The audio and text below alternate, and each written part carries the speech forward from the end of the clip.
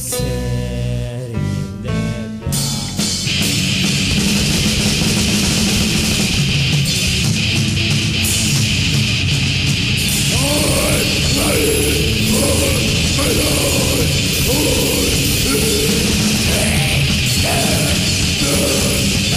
L'oggetto delle prossime esplosioni, visto il clima di festa e di gioia, la Sacra Famiglia ci verrà incontro, allietandoci con la sua frammentazione. Eccolo lì.